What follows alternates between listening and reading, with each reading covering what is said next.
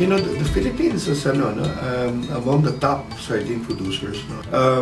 At least in the first decade of from 2000 up to 2010 or so, we were the third or fourth worldwide producer of sardines. No?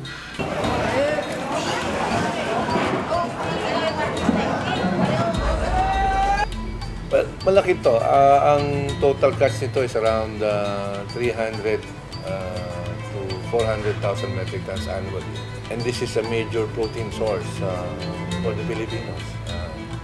It is also a big industry in terms of employment. Meron kaming, in Zamboanga alone, we used to have 9 canneries. Now we have 12 canneries.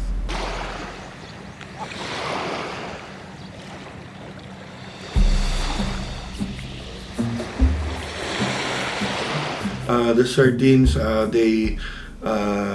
you don't find them in very shallow water unless they're very young. The juveniles and adults are further offshore in deeper water, and they school. No? They school. They form shoals, what we call shoals. They spawn not too close to the shore. The eggs probably take a day, maybe, or the most 2 days before they hatch. Our recent findings actually show that they mature in less than 6 months. We took samples of adult, mature, actually those that are ready to really spawn eggs. That means if they spawn in January, then they must have hatched sometime in July or August the year before. No?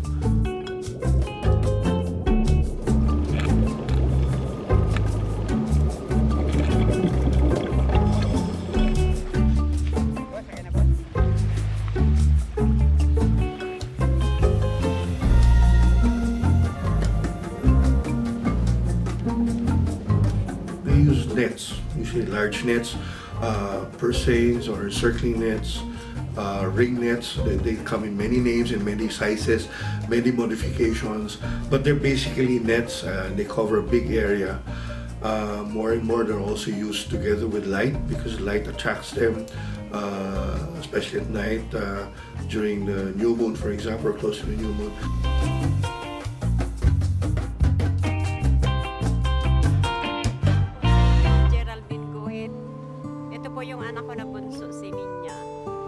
Bata mo itiro. Anong po? Ano? Hain po sa kaniyan. Ang tulo po nasa Manila na tapos na mag-eskwela, nagtatrabaho na sila. Buko po sa graduate college. Opo. Makapos. So, bali, pagpatapos mo po, hali man po sa Sanlawlaw. Opo. Ano po yun, Sanlawlaw? Parang katas ng lawlaw. Katas ng lawlaw.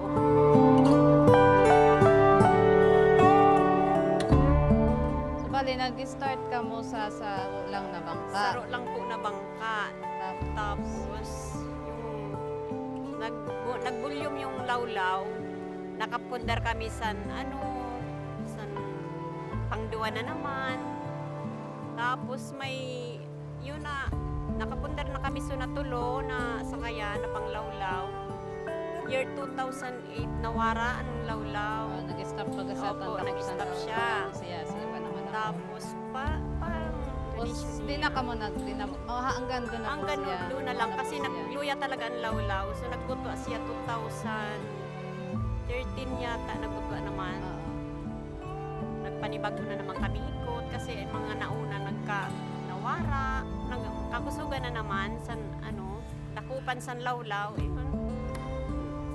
Sige bilangan paniw-iw naman ikot para pag kunano man ang sangga na pwede mo kung magpunduan lawlaw, pwede ka maglawon sa pamburaw.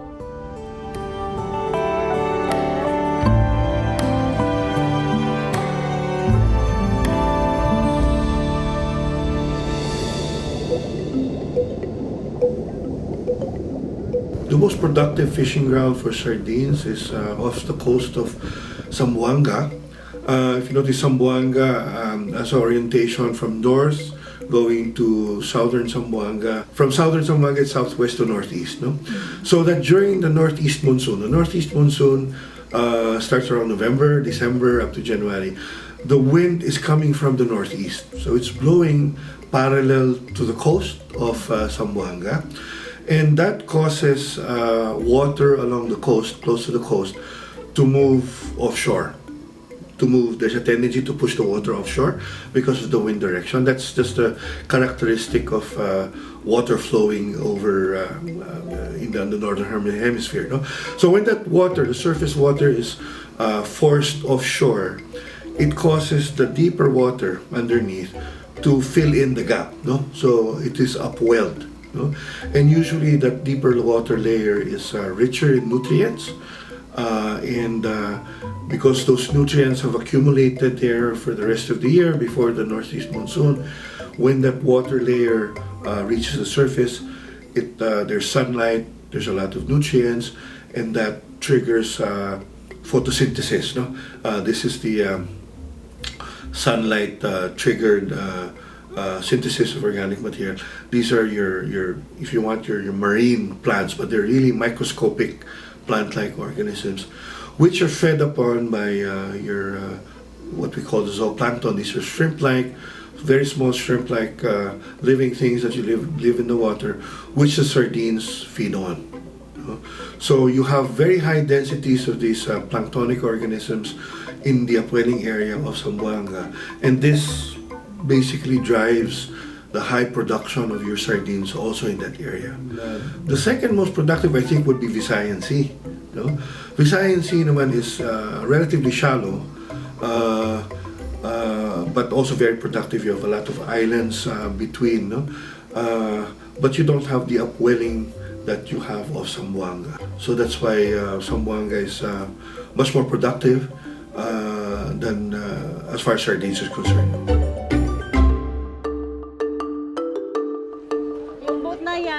Yan ang tinatawag na palukso sa local name. In English, driftgill net. Yung gamit nila, minsan may gamit silang ilaw lang para makahuli ng isda. Mostly yung kuha nila, yung tuloy. Tuloy tabaga. Nakahalo po sila. At pag nakakakuha sila ng ganyan, school of fish talaga yun. Ito po yung tuloy. Sardinella limoro. Sabi ni Manong, yung commissioner, wag puno daw, 2,000 yung nila bigay. Fresh na fresh po yan, Ito yung sa kabila, lupoy, ganun. Ito po yung lupoy, ma'am, sardines. Sardines ni siya, Sardinella SP, ma'am, yung scientific name. Ito po. 1.5 yata to yung Palokso din po. palokso din to, makuha. 8 banyera lang. Ito po yung tuloy. Fresh na fresh. Tuloy.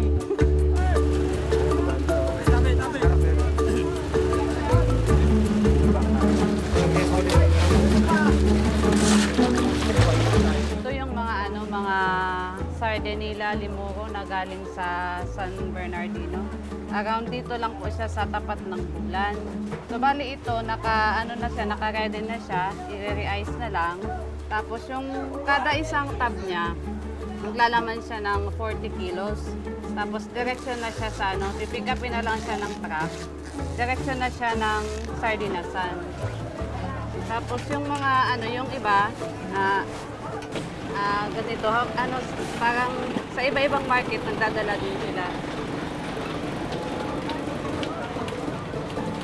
Yung depende din po sa sa huli.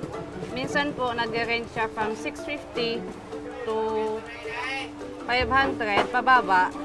Pag maraming isda, mababa din yung presyo niya. Pag medyo konti lang yung huli niya, umabot din siya ng 1 to 1.5.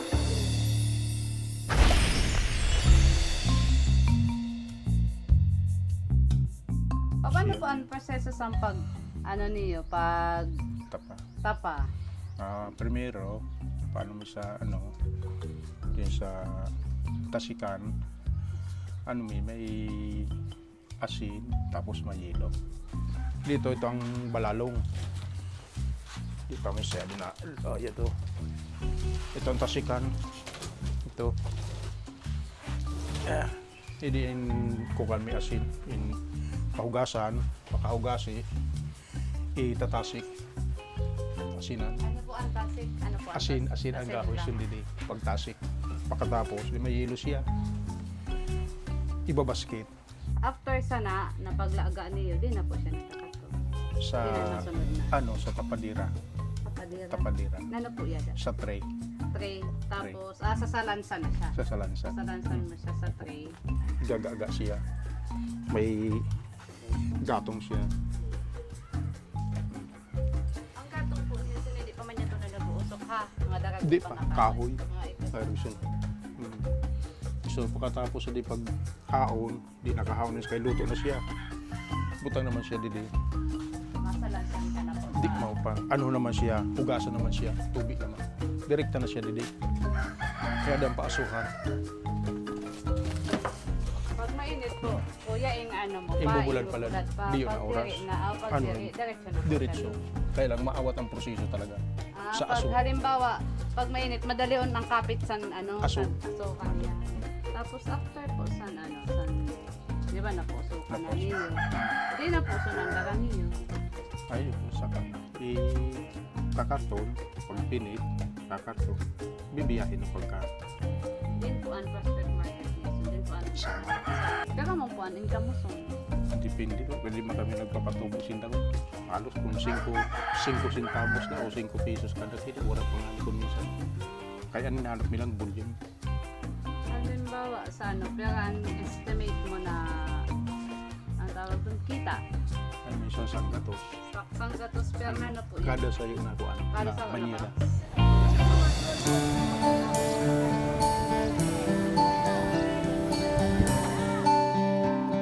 So, ito po yung aming fish canning process flow na sinusunod namin dito sa aming fish canning plant.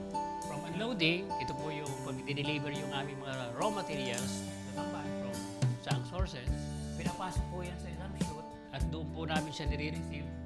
And then, sa receiving area naman, tinitimbang po namin para malaman namin kung ilan yung aming ipoprocess for the day. Nagkakaroon po kami dito ng sorting. At the same time, tinitingnan namin yung quality kung acceptable ba siya for canning. Meron doon ba kami tinatawag na process ng rejection and acceptance.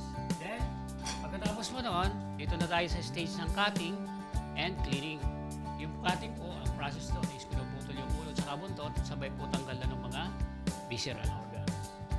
Then, after that, lalagyan po natin, isusunod po natin doon sa brining. Ano po? Yung brining, ang purpose para ma-leach out yung blood, at the same time, magkaroon ng lasa yung flesh ng isda.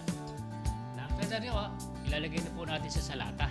Papasok naman po siya doon sa hot room, tapos magkakaroon siya ng pre-cooking stage. Pero ang tawag po namin doon is exhausting. So, ipi-pre-cook siya, dadaan siya sa isang exhaust box. Susunod naman po yon sa parte exhaust box, i-decant siya. Pag sinabi po kasi i-decant, tatanggalin po natin yung na-extract na water doon sa isda. Kasi po yun ay sinasabi natin hindi natin kailangan kasi makaka-dilute o makakaano po siya doon sa sauce. Habang nagkakaroon tayo ng ganitong decanting, meron naman po nagpiprepare ng sauce. And then, pagkatapos yung ma-decant natin yung mga delata na wala pang takip, lalagyan na po natin siya ng sauce. Isasarap po siya ng aming makina. Can seaming machine po, yun ang can seaming. Ilalagay na natin po yun dito sa tray, itong tray na to. Ang tawag dito is wire basket. Pag napuno po ito, ilalagay po natin siya dito sa retort. Ang retort, yan po yung lutuan ng ating sardinas na pressurized. At the same time, ang ginagamit po natin dito fuel ay steam. Tapos, magkakaroon po tayo ng incubation period. Ang incubation, ang purpose, para matest mo kung tama ba yung pagkaka-process. Matest mo kung tama ba yung pagkaka-sieve. At the same time, nagkakaroon din po tayo doon ng ripening ng spices. After that, nakuha natin, ililabel po natin siya. Kasi yun na po yun ngayon ang pinaka, yung identity. So, after the labeling, doon na po, pwede siyang diretso na sa distribution o pwede na po na siyang i-store sa warehouse waiting for further instruction na galing sa management. Pero sa ngayon, malimit ang pinupuntahan ng aming produkto is doon sa mga dispersal doon sa mga inabot ng calamity. Just like yung mga karaang typhoon doon nagpadala kami sa Sorsogon, and then yung sa Tacloban. And then, the others is from the north, doon sa north noon, sa Miri si Director. Actually, hindi humingi. It's just part of our obligation as government agency na mag-donate ng other food items na para maitulong doon sa mga victims. So, yun po ang napupuntahan ng aming produce. It's pretty important kasi if you look at the shelves in the supermarket, when it comes to fishery product in the shelves, you'll find that about 70% of all fisheries product in all supermarkets, sardines yun.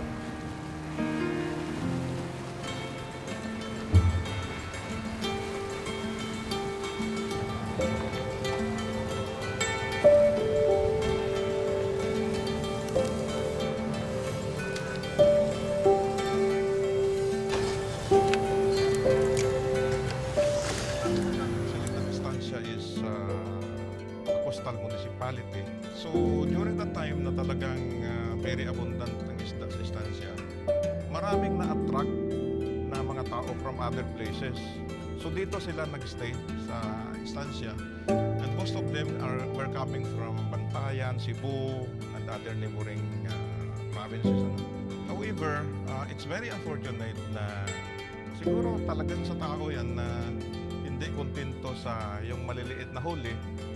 So para at least dumami yung huli nila, gumamit sila ng mga illegal means. And one of those is dynamite fishing. It was followed by the use of a fine mist net. Yung fine mist net kasi, pati yung maliliit na isda ay nahuhuli. Yung pinaka-worst talaga, the use of cyanide. Yun yung pinaka-delikatong ginamit. Kasi ang ano naman ang cyanide is not only fishes but also coral reefs. Ang kawawa sa sektor natin, yung tinatawag namin na small fishermen, yung mga maliliit na mangingisda na sumasagwan, na nanghuhuli ng isda using small boats, and they are just using paddles. So ang ginagawa nila, they are using the hook and line. So before, nung hindi pa depleted ng resources natin, in 1 hour of fishing, by that particular gear, yung hook and line, they will be able to catch about 10 kilograms of fish, no? In 1 hour, ha? But now, in 1 hour fishing or all in 5 hours, mabuti makakahuli sila ng makalahating kilo.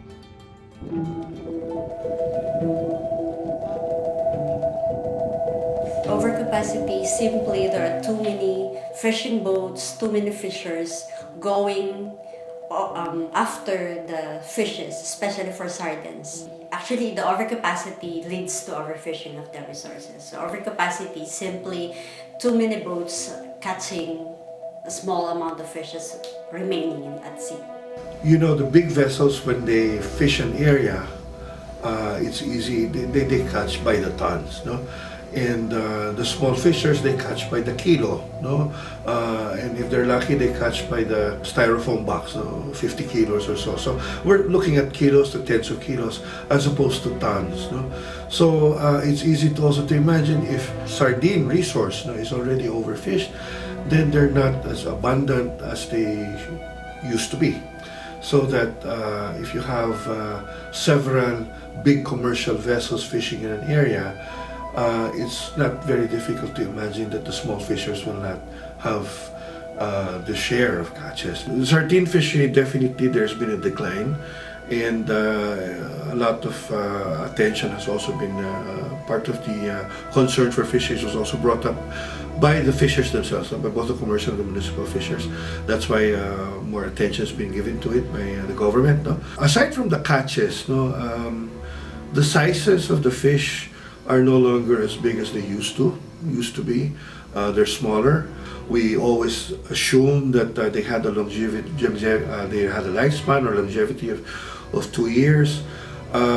They still do, but it looks like we're fishing them too fast. We're overfishing them so that they don't reach 2 years. No? We've checked for batches of spawners and checked their ages, and their ages range from 3 to 5 months, no? For the majority of them. We did not get a single specimen that was a year old. And this is already an effect, we believe, of overfishing them. No?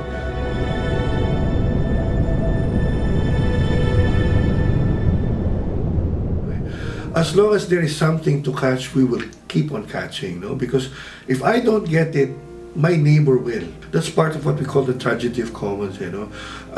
Nobody's really responsible for it, nobody's accountable for it, and yet everybody's allowed into it. No? If I can only sell, you know, one box, 40 kilos or 100 kilos, why should I catch 400 kilos? You drive the prices, you drive the prices down, and nobody really benefits, no? Whereas if you let them be for a day or even 2 days or even a week or so, no, then other fish would have fed on them. Like for example, yung galunggong feed on the sardines, no? Yung mga tulingan feed on them also, no? At different extents, of course, no? But if we don't catch them, if your neighbor also feels that way, then you don't catch them, you leave them outside. The other fish will actually catch them and feed on them, and you will catch more of the galunggong.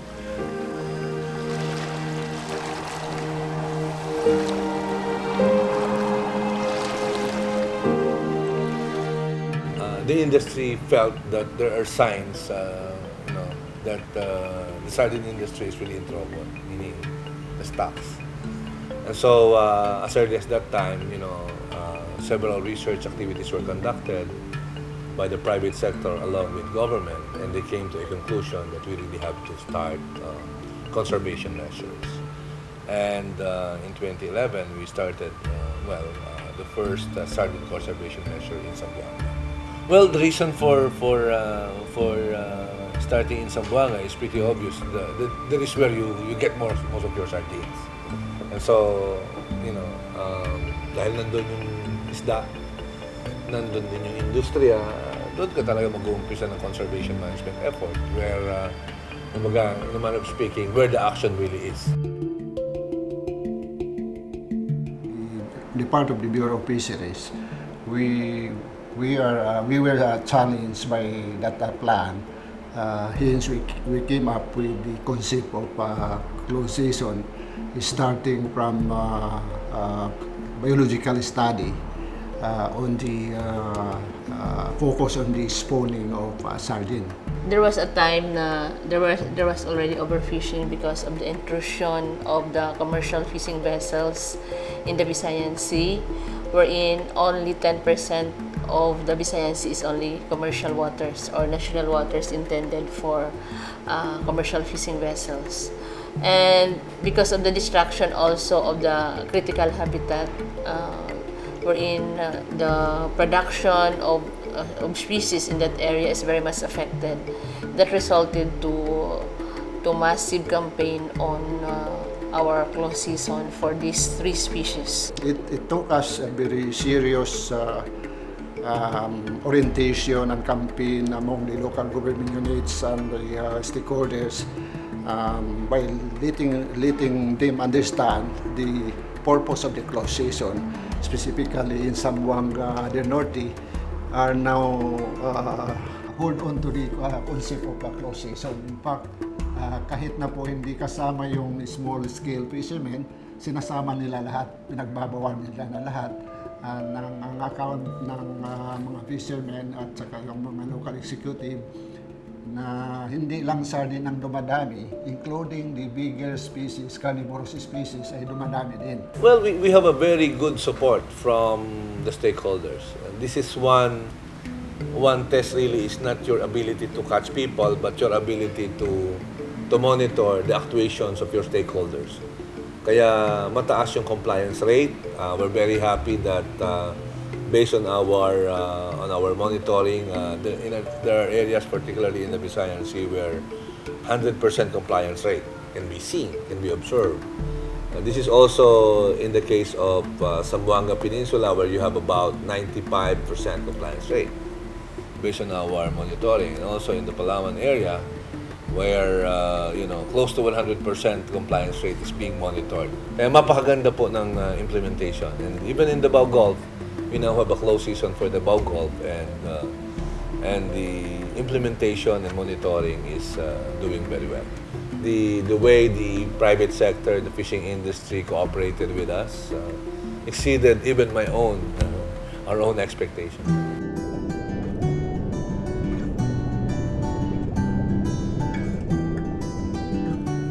After the first 3 seasons, the first 2 seasons, we saw an increase in the catch rates. And I want to make this clear. When we say catch rates, this is the amount that's being caught on a typical trip. No? Because if we keep on using production, the amount of being caught, not the amount caught, no, per year, then that could, you could always have an increase in the amount caught if you have also more people fishing. No? And every year we have more people fishing. No? So if we had, that's one of our weaknesses. We've been looking at total production all these years. No? We're on our 4th year, the close season, and the close season is meant to limit fishing during the months that they spawn, so that if you're not catching them, you're allowing them to lay the eggs. No? And that's good. What can be done is looking at the spawning potential again. With existing information or new information, you can determine what is called as the spawning potential of your resource. Basically, they start maturing at a given size. From this size onwards, this is the amount of eggs more or less that they can produce.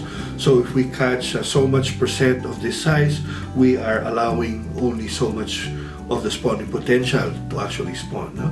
So by doing so, by determining spawning potential, we can actually set a limit, no, to the amount that can be caught. No? So I believe in other countries they use a range of like 20 to 40%, at least 20 to 40% spawning potential. No?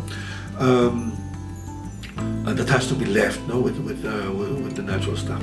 You know, we now have these fish landing centers, maybe 700 of them throughout the country.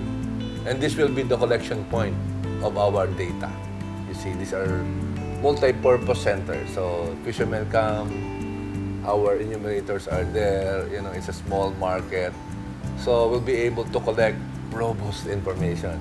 Science is nothing without, if you're not able to communicate your science to the stakeholders. At yun siguro yung napakahalagang elemento na naging success, na nagdulot ng success sa close season. Because of the participation of the stakeholders in the analysis. Kasama sila ng mga scientists pagtingin ng datos. Kasama rin sila pag nagdi-discuss ang mga scientists. At nagkakaroon ng debate among the scientists and the fishermen. And that made our conclusion more and more, you know, not just popular, you know, but also well-informed decisions are made. Because it's not just the science, but also the practical aspect of, say, conservation management measures. There are many other aspects of the fishery that need also to be looked into. No? For example, the handling side. No? After catching them, you put them on ice, and it's called the post-harvest aspect of fishing. Many of our small, or even if you want, small to medium fishers do not have access to good icing facilities or good freezing facilities. No? We know that for certain areas, the spoilage at peak season for pelagics, small pelagic like sardines, may be upwards of 20-30%. No?